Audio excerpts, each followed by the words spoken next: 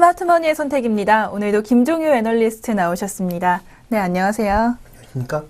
네, 먼저 나스닥 시장 어젯밤에도 조금 많이 하락을 한 것 같습니다. 지난주에 약 3%에 이어서 이번에도 1.34% 계속 하락세가 지속되고 있는데요. 우리 시장과 좀 연결을 해보자면 좀 위험한 요소가 있을까요? 아무래도 비싸다라는 것이 가장 위험한 요소가 될 것 같습니다. 우리 시장도 종목별로 다른 모습을 나타내고 있습니다만 시장 전체를 통칭해서 봤을 때 그렇다라는 거죠. 그래서 나스닥 시장, 또 미국 시장 내에서도 상대적으로 중소형주들 이런 것들이 비싸거든요. 그래서 그런 종목군들이 많이 흔들리고 있는 상황이고, 또 최근에 이제 실적을 발표한 금융주들의 실적이 시장의 예상치도 채우지 못하면서 좀 변동성이 확대되고 있는 것이 아닌가. 그러니까 원래 기본 축은 뭐냐면 미국 시장에서도 모멘텀으로만 올랐던 실적과 상관없이 앞으로 성장할 거다, 이런 종목이 굉장히 주가가 많이 올랐고 밸류에이션 자체가 굉장히 비싼 모습을 나타내고 있습니다. 그들 종목이 빠지고 있는 가운데 실적 발표 과정에서 금융주의 실적까지 안 좋다 보니까 지금 도매급으로 좀 같이 밀리고 있는 상황이거든요. 근데 분명히 그 하락의 단초를 제공했던 것은 방금 말씀드렸던 기술주 중에서 또 일부 최근에 급등했던 실적의 성장 속도보다 주가의 그 상승 속도가 빨랐던 종목이거나, 아니면 실적은 아예 없는데 대표적으로 테슬라가 되겠죠. 실적은 지금 굉장히 미약한데도 불구하고 이익 개념이 아니라 앞으로 커질 것만 생각해서 굉장히 돈이 몰렸던 그런 종목군들의 급하락이 나타나고 있다, 이렇게 좀 봐야 될 것 같은데요. 먼저 준비된 그림을 조금 보시면 나스닥 시장의 지금 평균 PR이 35배 정도 수준입니다. 미국 시장도 그렇게 싼 수준이 아닌데 2배 가량이거든요. 미국 전체 시장 놓고 봤을 때. 그리고 지금 12개월 포워딩에서, 즉 내년 4월 달을 기준으로 이익을 계산해 봤을 때도 20배 정도의 수준. 비싼 상황이거든요. 근데 지금 S&P 500으로 넘어가게 되면 17배, 16배 별 차이가 없습니다. 다우지수 15배, 14배로 별 차이가 없습니다. 그러니까 상대적으로 이렇게 넘어가면 넘어갈수록 더 대형화되고 더 시장에서 이제 사이즈가 큰 종목들, 그리고 이쪽이 주로 이제 신기술이라면 구경제 종목이라고 봐야 될 것 같은데, 구경제 종목일수록 이익의 변동성도 작고 성장성도 작죠. 그러니까 당연히 시장의 성장성이 높은 이쪽의 주가 탄력이 높은 것은 어떻게 보면 당연한 일이다라고 보여집니다만, 현재 시장에서 실적을 검증하는 과정에서 아무래도 이쪽에 대한 우려감이 좀 확대되고 있다, 이렇게 좀 봐야 될 것 같고요. 실제로 이러한 흐름들이 우리 시장도 마찬가지였지만 여러 가지 그 현상으로도 좀 발견이 되고 있는데, 지금 그림은 뭐냐면 다우지수 내 IT를 빼고 시가총액 10개 업종 종목들, 나스닥은 IT를 포함해서 10개 종목군들의 지금 시가총액 그 움직임 10개 종목의 공매도량을 비교해 봤더니 지금 나스닥은 쭉 빠졌다가 최근에 조정하는 과정에서 공매도가 급증하고 있고요. 그 다음에 다우지수는 지난 한 2월 정도부터 다시 빠지기 시작해서 오히려 공매도량이 줄고 있는 상황입니다. 그러니까 금융주에 대한 공매도량 이런 것들은 줄고, 반대로 나스닥 시장의 IT 종목군들의 공매도량은 빠르게 증가하면서 최근 기술주 일부 종목에 대한 시장의 우려감은 좀 확산되는 국면이다, 이렇게 봐야 될 것 같고요. 이 확산되는 국면 속에서 실제 시장의 수급도 빠르게 바뀌어가고 있다. 그러니까 미국 시장 내에서도 지금 기술주에 대해서는 굉장히 비싸다, 그래서 30% 이상 빠질 거다, 이렇게 보는 시각도 있고요.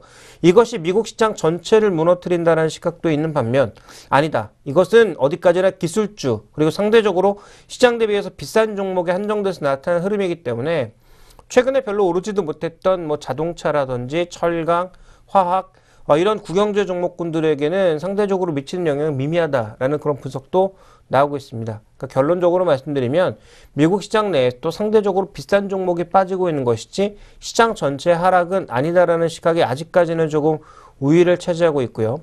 다만 이런 하락이 조금씩 확대되는 모습을 보인다면 아무래도 일시적인 변동성을 겪을 가능성에 대해서는 조금 대비를 해야 되지 않을까, 이렇게 판단하고 있고, 지금 고점 대비해서 나스닥 시장은 거의 10% 정도, 그다음에 S&P 기준으로 한 4% 정도 빠졌거든요.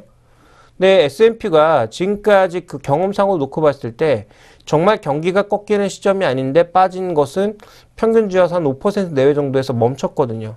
그러면 다우지수가 과연 지금 빠지고 있는 것이 환경적인 요인에 의해서 일시적인 부진으로 나타나고 있는 거냐, 아니면 일시적인 부진을 넘어서 다시 한번 뭔가 구조적인 문제에 부딪히면서 좀 크게 빠질 거냐에 가늠 짓는 중요한 변곡점으로 가고 있고요. 기술주는 지난 금요일 날 말씀드린 것처럼 여전히 전 추세적인 하락으로 보고 있기 때문에 상대적으로 비싼 종목군들의 조정은 쉽게 멈추지 않을 수도 있다, 이렇게 좀 봐야 될 것 같습니다. 네, 지금 말씀해주신 높은 퍼 그리고 기술주들 중심으로 나스닥이 많이 하락하고 있는데요. 이런 이유로 또 선진국, 미국을 비롯한 선진국에서 자금들이 또 신흥국으로 이동을 하고 있습니다. 우리나라를 포함해서 신흥국으로 유입되고 있었던 자금 동향, 이런 상황은 계속될지 좀 궁금해지는데요. 좀 어떻게 보십니까? 미국에서 계속해서 빠져나올까요? 전 일시적이라고 보고 있고요. 선진국으로 돌아가는 자금은 결국은 선진국의 정상화 과정이거든요. 그러니까 우리나라 지금 같은 경우에도 공기업에 대해서 정부가 나타내는 시각은 비정상의 정상화를 얘기를 하고 있지 않습니까?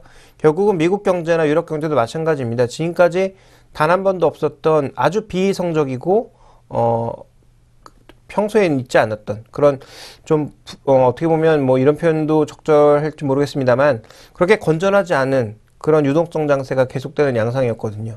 근데 이것을 걷어들여가는 과정입니다. 그래서 어떻게 보면 그 미국이라든지 유럽 쪽의 유동성 투입이 이제 줄어들 가능성은 높아져가는 시기다라고 봐야 될 것 같고요.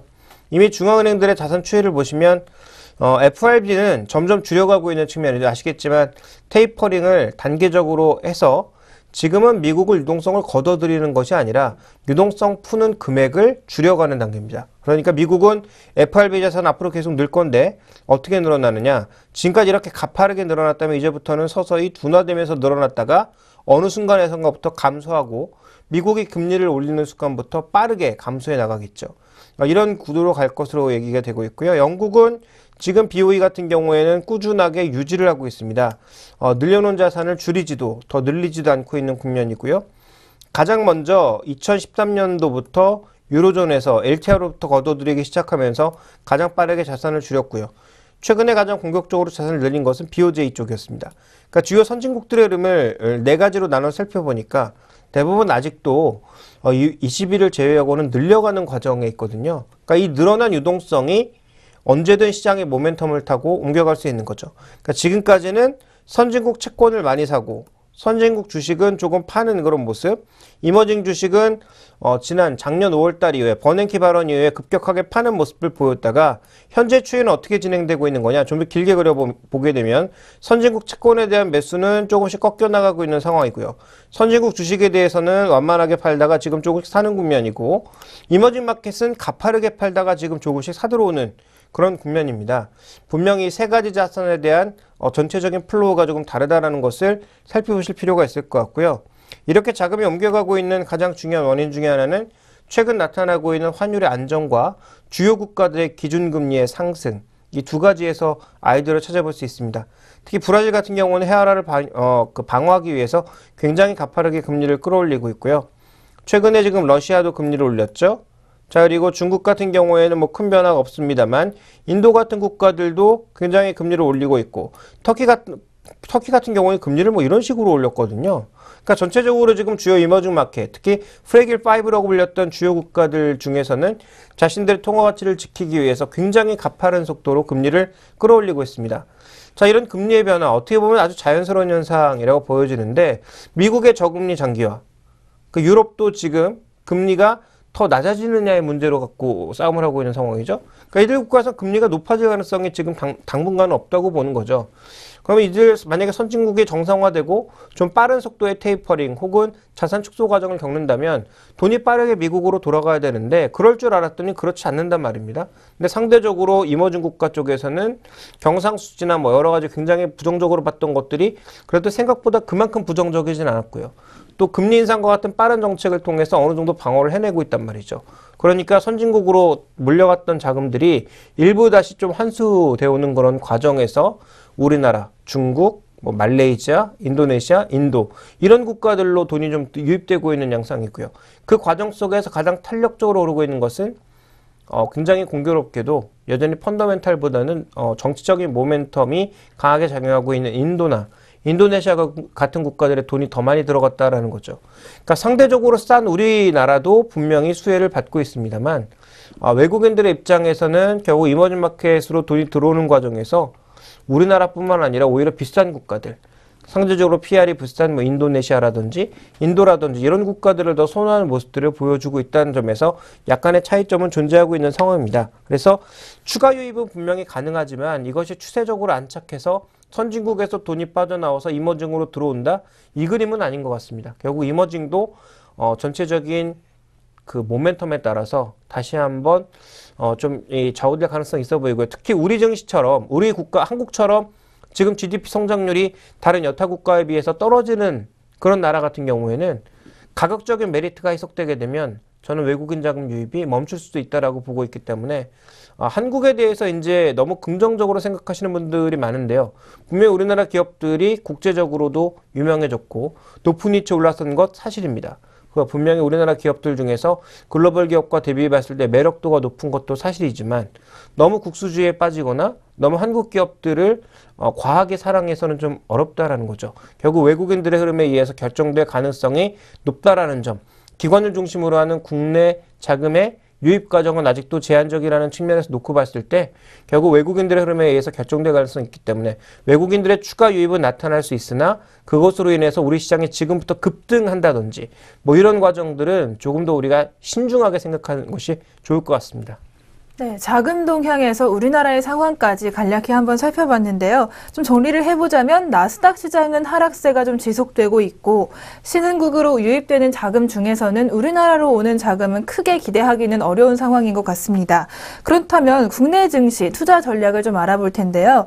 나스닥은 하락하고 있는데 우리나라 오늘만 보자면 코스닥은 그렇게 많이 영향을 받지 않은 것 같습니다. 요즘 상황 어떻게 보십니까?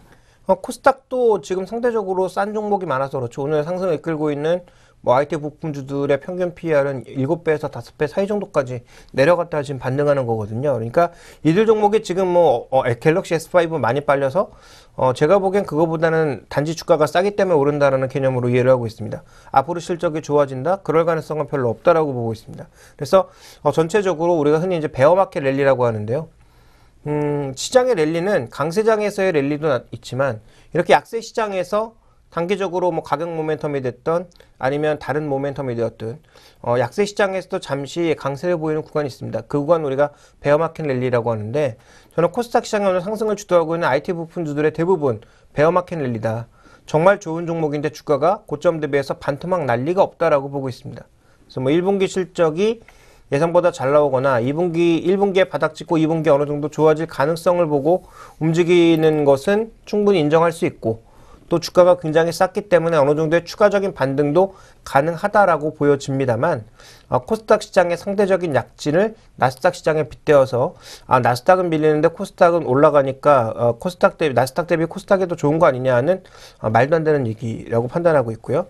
그리고 지금 우리 시장의 그동안은 아직도 여전히 시가총액 비중은 전기전자 업종이 제일 많습니다만 준비된 그림을 보시면 드러나는 특징은 뭐냐면요. 나스닥 시장과 굉장히 추종했던 구간이 있습니다. 지난 2006년부터 2000년 이후부터라고 봐야 되겠죠. 2011년까지는 나스닥 시장과 거의 유사한 국면을 보였던 반면 최근은 나스닥 대비 상대적인 PR이 굉장히 떨어지고 있는 국면이죠. 그러니까 우리 시장이 아까도 말씀드렸던 것처럼 나스닥 시장과의 움직임, 연동관계가 커지는 즉 고성장주의 움직임이 아니라 어떻게 보면 S&P나 다우지수와 좀 더 궤적이 유사해졌다. 이 얘기는 어떻게 보면 굉장히 슬픈 얘기입니다.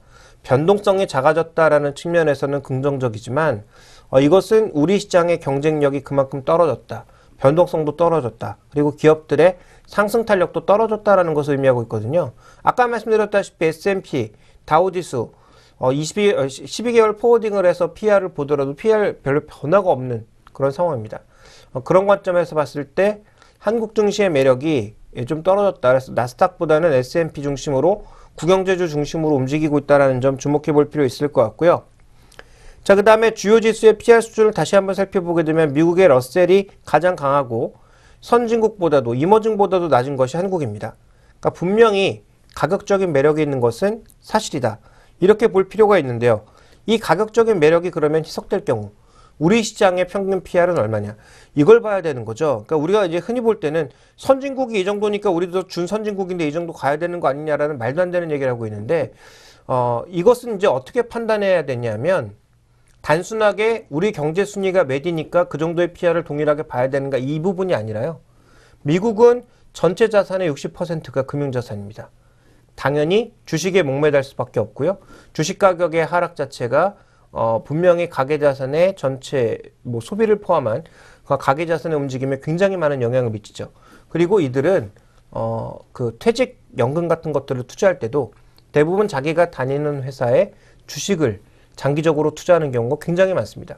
그러니까 자기가 다니는 회사의 주가에 굉장히 민감하게 관심을 갖고 있죠. 그래서 자기가 다니던 회사가 망하게 된다면 자기가 이제 회사 그만두고 나서 퇴직으로 받을 만한 모든 자산까지 다 날아가는 것이기 때문에 굉장히 이제 주주 행동도 강하고요. 이런 흐름 보여주고 있거든요. 근데 우리나라는 다 아시겠지만 전체 자산의 70% 이상이 부동산입니다. 당연히 금융시장에 이 선진국과 비슷한 PR을 적용할 조건 자체가 안 되는 거죠.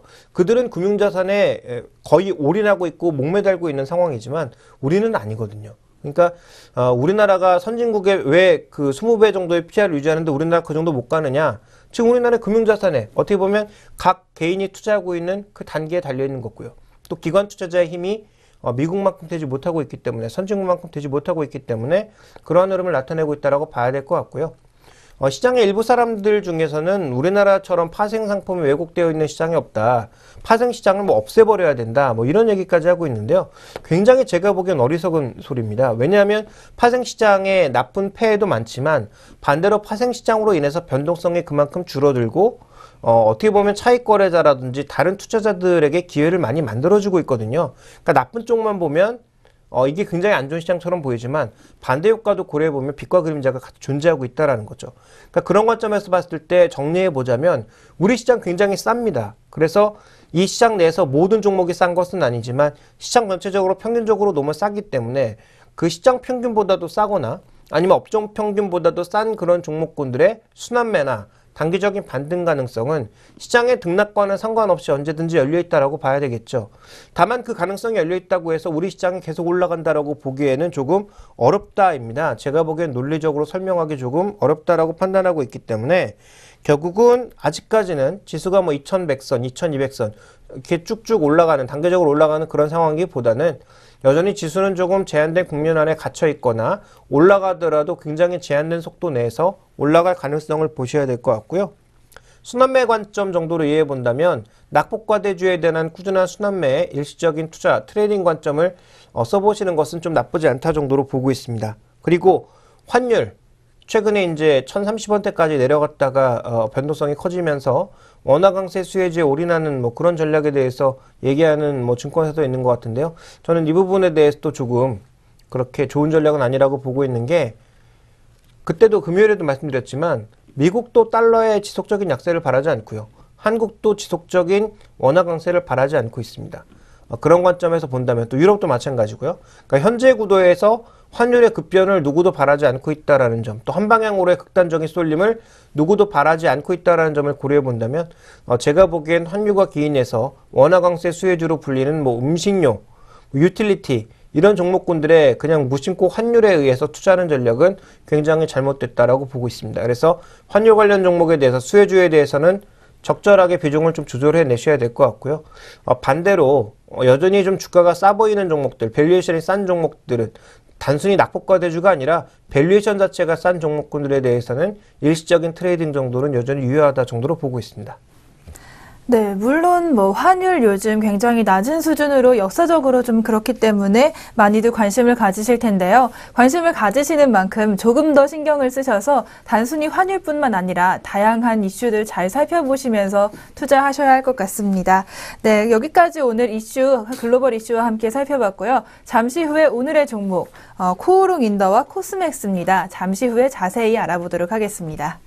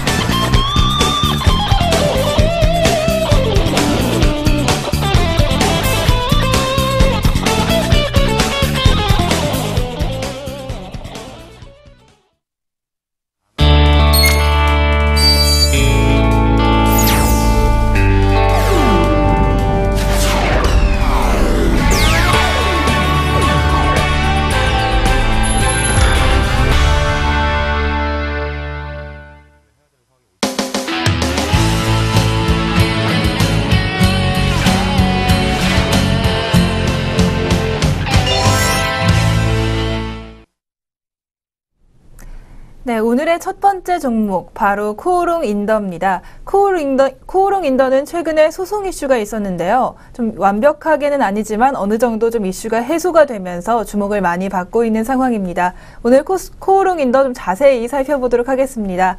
애널리스트님 우선 코오롱 인더 좀 자세히 잘 모르시는 분들을 위해서 좀 설명 좀 부탁을 드리겠습니다. 사업 구성과 현황 좀 요즘 어떻게 됩니까? 코오롱 인더의 사업 구조가 생각보다 굉장히 넓습니다. 그러니까 코오롱이라고 하는 그 회사 자체도 여러 가지 사업들을 하고 있습니다만 실제로 코오롱 인더가 여러 가지 사업부들을 굉장히 이끌어가면서 그동안 실적 자체가 나쁘진 않았거든요. 실적 자체는 그래도 원만하게 유지가 되는 상황이었는데 소송 이슈가 터지면서 1조 원이라고 하는 그 사상 초유의 금액을 들이맞을 가능성이 있다 보니까 주가가 그때부터 급락을 했던 거였죠. 그래서 뭐 여러 가지 성장 가능성, 특히 뭐 아라미드 섬유와 같은 이쪽의 성장 가능성을 보면서 시장에 굉장히 높은 PR을 부여를 했다가 소송 한 번으로 단숨에 박살이 나면서 주가는 반토막이 났었죠. 지금 조금씩 이제 회복되고 있는 상황인데요. 이 회사의 지배구조부터 조금 살펴볼까요? 자, 보시면 지금 대주주가 이제 코오롱을 소유하고 있고 코오롱의 인더스트리를 소유하고 있는 그런 구조인데요. 각 사업부가 굉장히 다양합니다. 그래서 지금 카시트나 아니면 에어백과 같은 이 자동차 부품 쪽에 화학 제품을 생산해내는 그런 사업부가 있고요.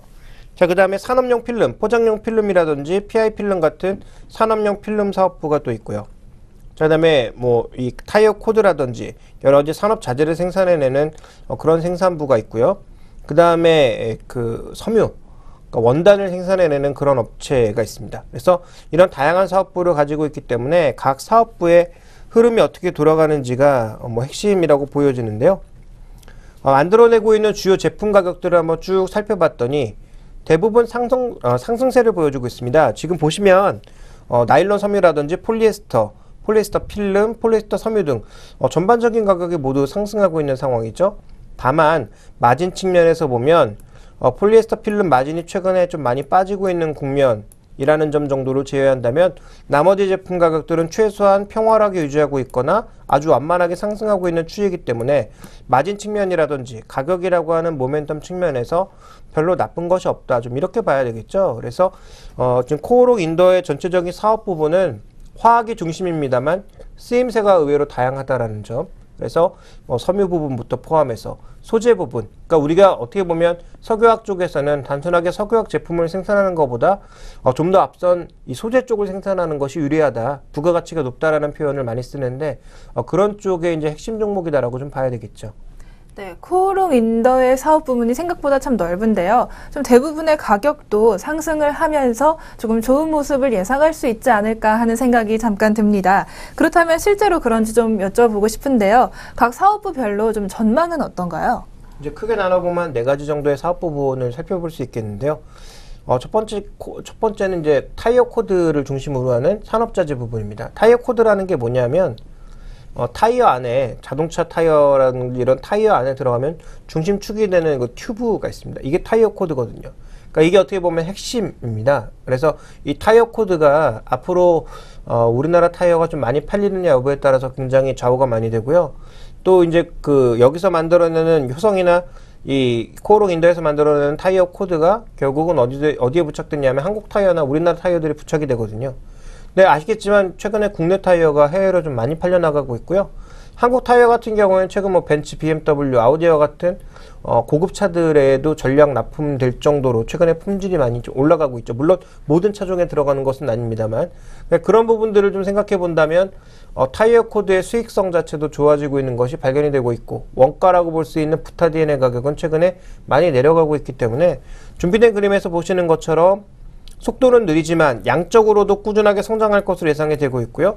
이익률도 어느 정도의 일정 수준을 유지될 것으로 예상이 되고 있습니다. 그래서 어떻게 보면 초반에 성장하는 구간에서 이익률이 많이 떨어지는 그런 국면을 보였는데 현재 10%대에서 6%대로 떨어지긴 했으나 안정적인 흐름을 나타내고 있는 가운데 분기별로 꾸준하게 매출은 좀 올라가는 모습을 보여주고 있기 때문에 이제 양적 성장에 따른 이익의 성장을 산업자재 측면에서는 예상해 볼 수 있는 국면입니다.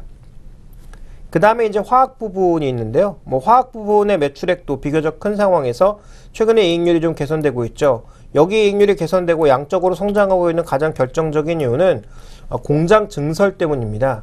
한 3만 톤 정도의 추가적인 증설이 완공이 되면서 올해 2분기부터 이제 실적에 반영될 것으로 예상되고 있기 때문에 전체적으로 화학 부분의 매출액이나 영업이익률이 올라갈 것으로 예상을 하고 있거든요. 그래서 이 중국 사업부 쪽의 추가적인 증설과 움직임 자체가 좋게 움직이고 있다는 관점에서 이쪽의 추이가 나쁘지 않을 것으로 예상이 되고 있고요.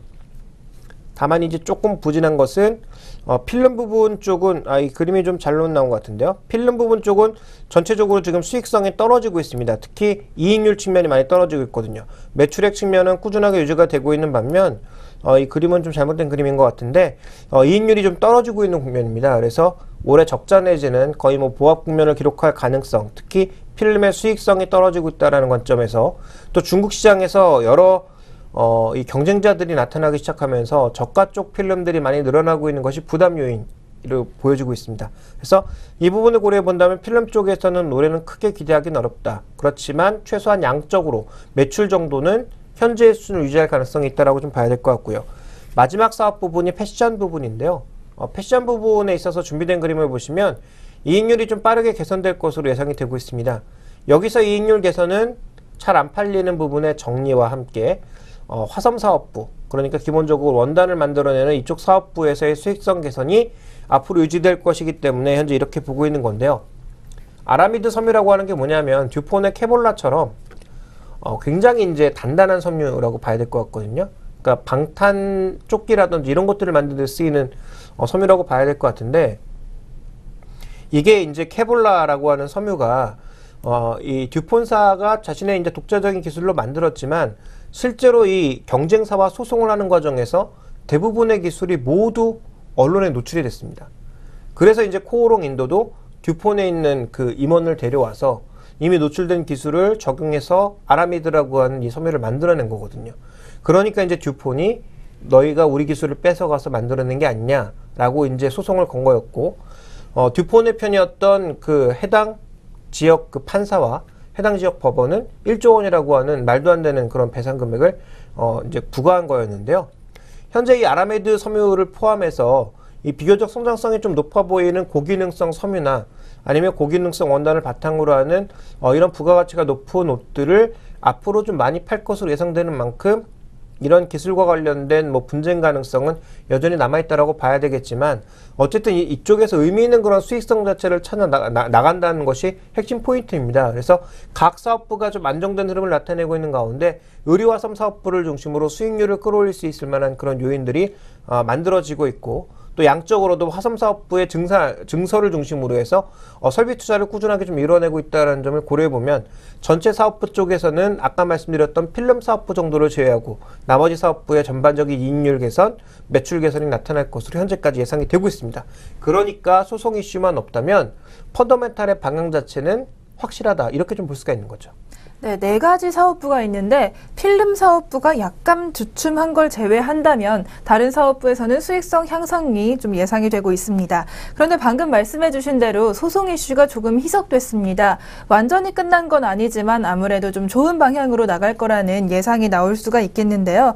최근에 그래서 주가도 굉장히 좀 많이 변한 것 같은데 지금 주가 상황 어떻게 보시나요?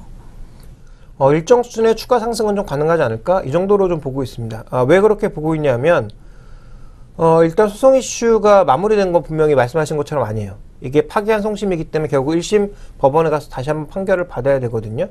근데 2심 법원에서, 상급 법원에서 판단한 만큼 이걸 완전히 다 뒤집어서 다시 또 그 1조 원 정도의 배상금을 물리기는 좀 너무 무리다라고 판단하고 있고요. 이제 완전히 코오롱 인더가 이기는 방향으로 가긴 하겠지만 어쨌든 약간의 뭐 기술료를 지불하는 방향으로 갈 가능성이 높다라는 거죠. 그래서 분명히 일반에 공개된 그런 기술로 개발된 것도 있지만 듀폰의 임원이라든지 이런 사람들이 가서 일부 뭐 베꼈다라는 표현까지는 그렇지만 분명히 참고를 한 부분은 있을 것 같습니다.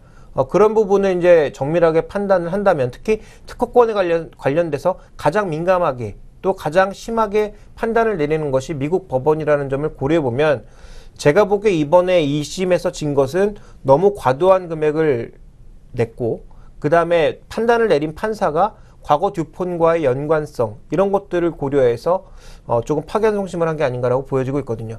그러니까 제가 보기엔 금액이 과도했고 방법이 잘못됐고 사람을 잘못 썼다라는 것을 인용해서 이제 법원에서 그런 판단을 내린 것이지, 미국 회사에게 무조건 불리한 결정을 내리기 위해서 이런 결정 내렸다고 보지 않고 있습니다. 그렇다면 이번에 1심 그 판단에서 했을 때 제가 보기엔 아마도 기술료 정도가 얼마가 될지 모르겠습니다만 그걸 지급하는 형태가 될 가능성이 가장 높다라고 저는 개인적으로 생각하고 있고요. 이번에 2심 판단은 확실하게 듀폰이 잘못했고 코오롱 인더가 잘했다라는 게 아닙니다. 그래서 그 판결 과정 자체에 문제가 있었다라는 것을 지적한 것임을 고려해 본다면 제가 보기엔 아마 그 정도의 합의를 볼 가능성이 있고요. 그 금액이 얼마냐에 따라서 향후 코오롱 인더는 변동성을 또 탈 수가 있겠죠. 그래서 소송이 끝났다. 1조 원에서 이제 단 한 푼도 물지 않을 거다라는 시각은 제가 보기엔 조금 너무 어리석은 생각인 것 같습니다. 그래서 이런 변동성을 고려해 보면 추가적인 반등 가능할 수 있겠지만 정고점이 12만 원까지 가기에는 굉장히 오랜 시간이 걸릴 가능성이 있다. 그래서 이 종목에 대해서는 좀 제한된 상승세를 보면서 가야 될 것 같고요. 지금 사기보다는 좀 조정시 매수 관점이 좀 낫지 않을까라고 보고 있고, 너무 장기적인 시각으로 접근하기보다는 조금은 트레이딩 관점을 병행해서 나가는 것이 적절한 투자 전략이 아닐까 이렇게 판단하고 있습니다. 네, 말씀해주신 부분 정리해보자면 좀 언론을 통해서 보신다면 좀 헷갈리실 수 있을 것 같습니다. 소송에서 코오롱 인더의 1조 원 배상액이 아예 없어진 것이 아니라 조금의 기술료는 좀 낼 수 있는 가능성 언급을 해주셨습니다. 이런 좀 유의하셔서 너무 장밋빛 전망하시지는 마시고 좀 펀더멘털 튼튼한 회사이니만큼 조정시 매수 관점으로 좀 추천을 해주셨습니다. 지금까지 코오롱 인더 한번 살펴봤고요. 잠시 후에 선물 전략 알아보고 다시 다음 종목 살펴보도록 하겠습니다.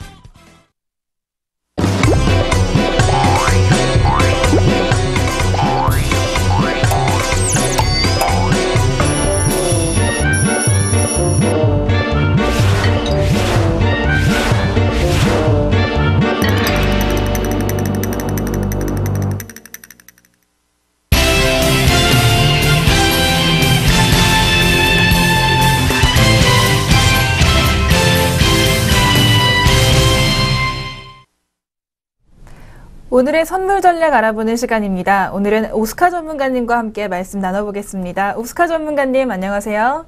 네, 안녕하십니까. 오스카 전문가입니다. 네, 오늘 선물 시장 저 잠깐 그래프를 보니까 오전장이 좀 등락이 많았던 것 같습니다. 오늘장 정리 좀 부탁드립니다. 예, 오늘 선물 시장은 오전에 개파락으로 시작했었지만 장대 양봉이 계속해서 연속해서 출현을 하면서요. 지금 오전 장에는 261.90이라는 최고가를 찍어준 이후에 기록하고 난 이후에 장대 음봉 이후 어떤 좀 조정세, 지금 현물에서 외국인들이 현물에서 주식 종목 쪽에서 지금 매수세가 들어오지 않으면서 약간 그 코스피 200 지수의 2000선까지 올라가기 전에 잠깐의 조정세를 보여주는 모습을 나타냈습니다. 하지만 이제 그 오전 11시를 기점으로 해가지고 또 다시 한번 장대 양봉이 나오면서 이전 4월 10일 날 있었던 최고가 264.05에서부터 시작됐었던 어떤 확률적인 비율로 보았을 때 최고가를 이어나왔던 추세선까지 한 번에 오버슈팅이 나오면서 262.25라는 가격을 한번 형성을 해줬는데요. 특이점은 이제 외국인들과 기관들의 이제 프로그램 비차익순 매수 금액을 보면은 오늘은 좀 매도 우위입니다. 매도 우위이기는 하지만 매수 상태로서 계속해서 원의 상승 흐름과 비슷한 양상을 좀 보여주고 있고요. 오늘은 매도보다는 이제 매수 방향을 계속해서 전략을 가져가는 전략이 필요한 하루가 되는 것 같습니다. 지금 현재도 계속해서 약 한 1시간 반, 2시간 정도 횡보를 이어가다가 횡보권의 박스를 이어가다가 이제 약 한 20분 전부터 조금씩 지수 가격은 올라오고 있는데요. 이 지수 가격 올라오는 거는 첫 번째로는 261.95, 261.95에서 262.30까지 이 정도의 가격의 폭 안에서 종가 마무리를 좀 지어줄 수 있을 만한 상승 여력이 있다고 판단이 됩니다. 네, 오늘 장 좀 예상까지 해주셨는데요. 오늘 같은 장에서 오스카 전문가 클럽의 매매 전략 어땠나요?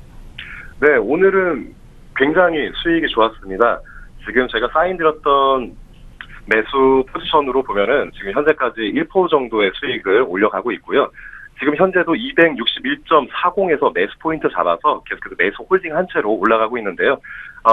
방금 전에 말씀드렸던 261.95에서 262.30이라는 가격, 그 목표 가격을 지금 세워놓고 계속해서 매수 홀딩 한 채로 이어나가고 있는데요. 오늘처럼 이렇게 상당 흐름이 나올 수 있었던 그런 어떤 좀 특이점들을 좀 짚어보자면요. 금요일 날과 목요일 날, 저번 주 금요일 날과 목요일 날 계속해서 그 시가는 위쪽에서 있었지만 계속해서 하락 흐름을 보여주면서 3파동 하락이 나왔습니다. 3파동 하락이 나온 이후에 1파동 조정세가 큰 흐름을 봤을 때 1파동 조정세가 나오고 있는 지금 그런 흐름이라고 보여집니다. 그래서 오늘은 그 흐름에 맞게끔 대응을 해서 매수 대응이 잘 되었고요. 그래서 지금 우리 리츠맵 회원님들 중에 같이 매수 진입하셨던 분들은 약 1% 정도의 수익을 올리고 계신 걸로 알고 있습니다. 네, 오늘 성공적인 투자하셔서 그런지 정말 목소리도 활기가 넘치시는 것 같습니다. 오늘 같은 성공 투자 계속해 나가기 위한 앞으로의 투자 전략 어떤 게 있을까요? 네, 일단은 코스피 지수가 굉장히 포인트가 될 것 같습니다. 코스피 지수가 2000선에 안착이 되고 난 이후에 어느 정도의 횡보세가 계속해서 예상이 되는데요. 2000선 위쪽에 있더라도 매수 방향 계속해서 봐야 하겠지만 안심할 수 없는 것은 이제 2000선 쪽에 올라가면은 2000포인트까지 올라가면 이제 펀드 환매가 나타나기 때문에 그 펀드 환매에 의한 매도 물량들 나오면서 좀 1990포인트까지 90포인트 아래까지 지지선을 밟아주면서 계속 등락을 하면서 2000선과 1990포인트와 2000포인트 선 계속되는 등락을 보여주다가 결국에는 2000포인트 위로 올라갈 것입니다. 2000포인트 위로 올라갔을 때 횡보세가 좀 길어지겠지만 회원님들은 매도보다는 매수세를 계속해서 좀 집중해서 저가에서 매수하시는 전략을 가지시는 게 좋을 거라 보여집니다. 네, 오늘 좋은 투자 전략과 함께 좋은 말씀 고맙습니다. 네, 감사합니다. 네, 지금까지 오스카 전문가와 함께한 투자 전략 알아봤습니다.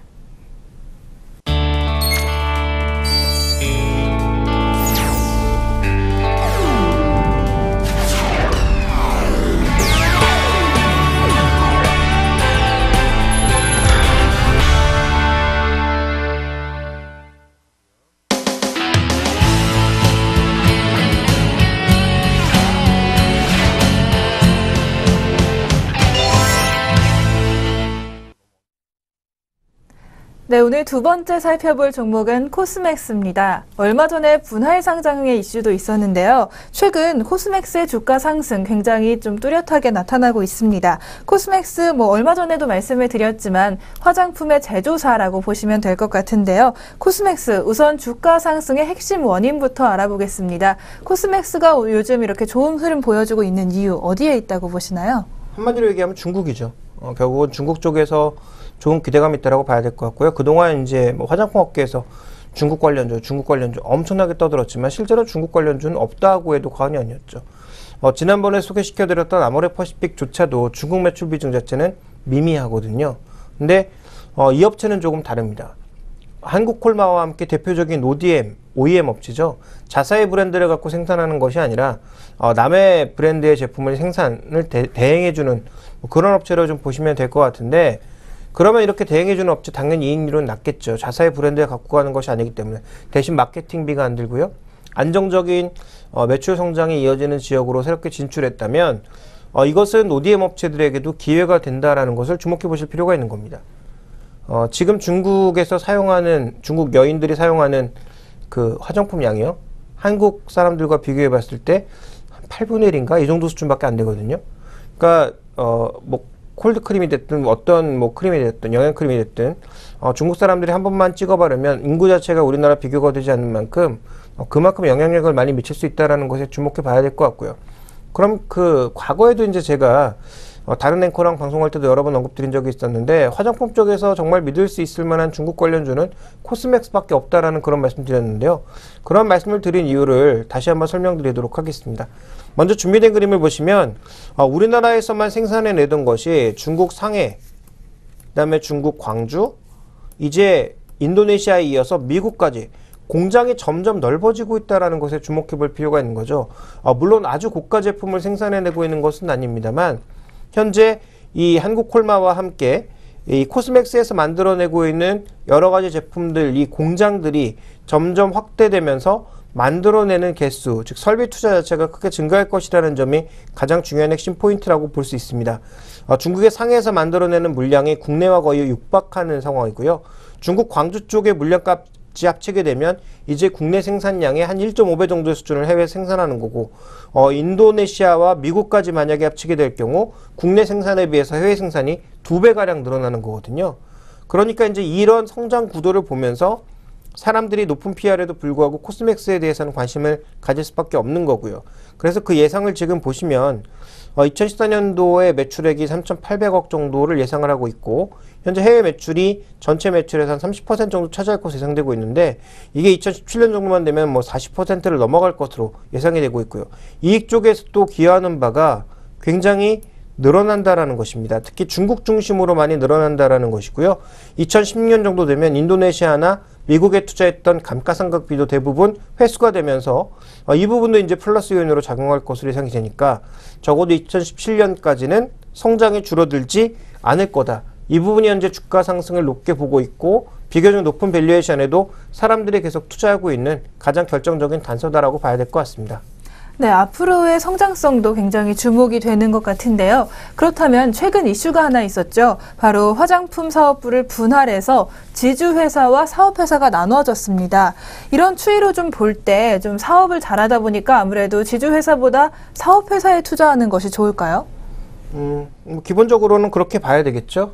그런데 이제 결과론적으로 보게 되면 분할하고 나서 시가총액이 전부 늘었다라는 게 핵심입니다. 그래서 화장품 업계 중에서도 지금 뭐 아모레 그 퍼시픽이라든지, 그다음에 한국콜마 같은 종목군들이 분할 상장했거든요. 분할 상장한 이후에 시가총액이 어떻게 움직였는지 한번 살펴보시죠. 자, 아모레 퍼시픽이 2012년 한 여름 정도에 분할을 했는데요. 분할하고 나서 시가총액 자체가 엄청나게 크게 늘었습니다. 물론 시장에 상승한 부분도 없지 않습니다만 시장의 상승보다는 이 회사 자체의 수익률이 컸다라고 좀 봐야 되겠죠. 그래서 시가총액 기준으로 거의 2배 이상의 성장을 나타낸 것으로 지금 보여지고 있고요. 한국콜마 같은 경우에도 분할한 이후에 한국콜마홀딩스도 주가가 빠지진 않았고요. 초반에는 뭐 물론 당연히 한국콜마 쪽으로 성장이 많이 붙었지만 전체적으로 보면 이 종목도 분할하기 이전보다 분할하고 나서 시가총액 비중이 많이 늘었다라고 봐야 될 것 같습니다. 거의 2배가량 움직였거든요. 그러니까 이런 과정으로 놓고 보게 되면 기본적으로 회사 분할을 통해서 좀 더 성장성을 부여하거나 지배권을 부여하는 것이 나쁘지 않다라고 봐야 될 것 같습니다. 그래서 단기적인 투자는 조금 전에 말씀해 주신 것처럼 한국콜마 같은 이 사업회사, 즉 코스맥스에 투자하는 것이 좋지만 지금 지배구조를 보시면 어떤 단계로 변화가고 있냐면 최대 주주가 홀딩스를 지배하고요. 그 다음에 코스맥스가 나머지 해외 법인들을 지배하는 형태로 지금 지배구조가 변하고 있습니다. 기존의 구도는 조금 복잡한 구도였는데요. 이 복잡한 구도가 알기 쉽게 계속 바뀌어가는 과정이거든요. 그럼 이 과정에서 본다면 지금 홀딩스가 갖고 있는 다른 코스메틱스 회사라든지 바이오 관련 회사들이 그럼 과연 나쁜 회사냐, 그리고 코스맥스의 이익이 늘어나면 홀딩스의 이익은 줄어드는 거냐, 이 부분을 살펴볼 필요가 있는 거죠. 그런 관점으로 본다면 BTI도 장기적으로 봤을 때 나쁘지 않다라는 것입니다. 그래서 전체적인 그 흐름을, 그 화장품 회사의 그 흐름을 살펴봤을 때 과거 아모레퍼시픽과 한국콜마의 경험이 반드시 코스맥스에게도 똑같이 이어진다라고 보기는 어렵겠지만, 제가 보는 관점에서는 주요 성장 요인은 코스맥스가 가져가되 그 성장 요인의 반영, 즉 순자산 가치의 상승의 반영이 결국 코스맥스 BTI에도 이어질 가능성이 있고요. 그다음에 또 대주주가 갖고 있는 이 회사들 3애플 코스메틱스라든지 코스맥스 바이오의 향후의 성장성을 고려해 보면 장기적으로 봤을 땐 BTI도 나쁘지 않다. 저는 이렇게 판단하고 있습니다. 네, 지주 회사인 코스맥스 BTI의 다른 사업부도 뭐 나쁘지 않고 코스맥스의 성장성이 계속된다면 좀 같이 이어갈 수 있는, 그럼 같이 좀 성장할 수 있는 그런 예상이 좀 되는데요. 그렇다면 코스맥스와 코스맥스 BTI 좀 비교해서 투자 전략 좀 소개 부탁드립니다. 일단 단기적으로는 그 펀드의 움직임 이런 것들 살펴봤을 때 이렇게 분할 상장하고 나게 되면 한쪽으로 돈이 몰려가게 되어 있거든요. 그러니까 최근에 이제 시장에 움직이는 펀드들 중에서 롱숏 펀드들이 너무 많으니까 자연스럽게 이제 롱숏을 하면서 이 둘의 수익률을 더 벌려놓을 가능성은 충분히 있지 않나라고 보여지고 있습니다. 그러니까 단기적인 투자 관점이라면 코스맥스 쪽에 좀 더 무게를 실는 것이 좋겠지만, 장기적으로는 만약에 그 코스맥스 BTI가 좀 더 많이 주가가 빠질 경우에는 오히려 코스맥스 BTI 쪽에서 좀 더 좋은 수익률이 나올 가능성도 배제할 수가 없겠죠. 그래서 우리가 NHN이 분할하는 과정에서 네이버와 NHN 엔터테인먼트로 분할했을 때 처음 어떻게 됐습니까? 네이버 계속 오르고 NHN 엔터테인먼트는 계속 바닥 모르고 빠졌거든요. 그렇지만 지금 구간에서 평균 수익률은 여전히 네이버가 높지만 최근의 흐름 한 2달 정도를 놓고 보시면 네이버는 고점에서 막 흔들리다 떨어지고 있는데 NHN 엔터테인먼트는 반대로 바닥을 찍고 서서히 회복을 하고 있거든요. 그러니까 이런 과정을 비슷하게 보일 가능성이 있다는 측면에서 아주 장기 전략이라면 코스맥스가 맞겠지만 단기 전략을 병행해 나가신다면 초반엔 코스맥스로 가다가 저평가되는 과정을 보고 코스맥스 BTI로 비중을 점점 늘렸다가 장기적인 과정에서는 여전히 코스맥스 쪽에 비중을 실어주는 것이 좀 더 좋지 않을까. 어떻게 보면 두 종목 다 가져가는 것이 장기적으로 좀 유리하지 않나, 저는 이렇게 판단하고 있습니다. 네, 장단기 전략이 좀 달랐습니다. 아주 장기적으로는 코스맥스 역시 좋지만 좀 잠깐 빠졌다가 다시 좀 돌아올 수 있는 코스맥스 BTI도 좀 무시하실 필요는 없을 것 같습니다. 네, 오늘 저희가 준비한 스마트머니의 선택은 여기까지입니다. 오늘 좋은 말씀 고맙습니다. 스마트머니의 선택 함께 하셨습니다.